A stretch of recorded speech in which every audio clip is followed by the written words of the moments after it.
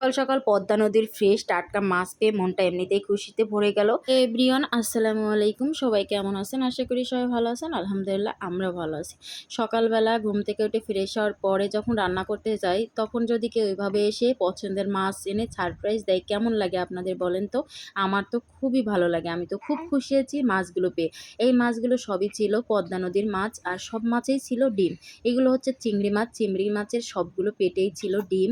আর যে মাছগুলো ছিল পাঁচমিশালি, সবগুলো মাছেও ডিম ছিল। যেহেতু অনেক বছর পর আমি এই মাছগুলো পেয়ে খুশি হয়েছি, তাই ভাবলাম আপনাদের সাথে শেয়ার করি। এই মাছগুলো কে কে খেতে পছন্দ করেন আর আপনাদের কাছে কেমন লাগে, অবশ্যই সেটা কমেন্ট করে আমাকে জানিয়ে যেতে ভুলবেন না।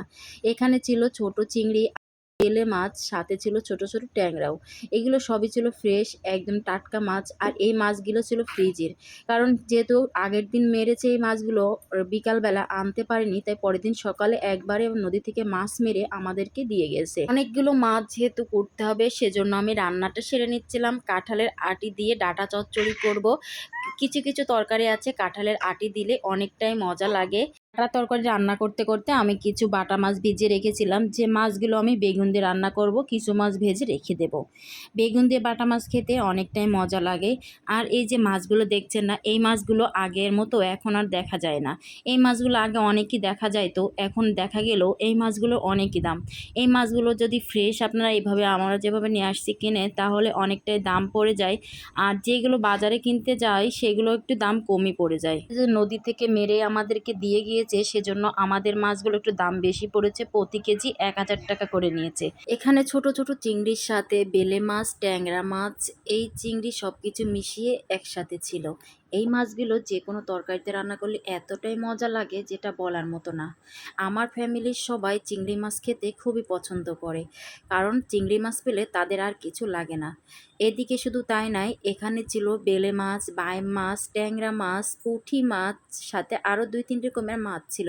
তাকে বলা হয় পাঁচমিশালি মাছ। পাঁচমিশালি মাছগুলো যদি শুধু পেঁয়াজ দিয়ে একটু চচ্চড়ি করেন, খেতে এত মজা হয়, মনে হয় ১ প্লেট ভাত অনায়াসেই খায় নিয়ে যাই। এদিকে আমার শাশুড়ি বলছিল, তুমি রান্না করছো, আমাকে এদিকে কিছু মাছ দাও, আমি বেছে রাখি, কুটতে যেহেতু সুবিধা হবে। এদিকে আমার শাশুড়িও এমন মাছ দেখে খুব খুশি হয়েছে, যে অনেক দিন পর দেখলাম। আমার ছেলে যেহেতু সকাল ঘুম থেকে ওঠেনি, তাই কিছু মাছ তাজা ছিল, সেই মাছগুলো আমি কিছু পানি দিলাম, আর আমার শাশুড়ি এই পানির ভিতরে এভাবে দিয়ে রাখলো, যাতে তাজা থাকে। আমার ছেলে ঘুম থেকে এটা খুবই খুশি হয়ে যায়। অনেক দিন আগে আপনাদের ভাইয়াকে বলেছিলাম পাঁচমিশালি মাছের কথা, তাই আপনাদের ভাইয়া বলেছিল, আচ্ছা ঠিক আছে, আমি পদ্মা নদী থেকে তোমার জন্য মাছ এনে দেব।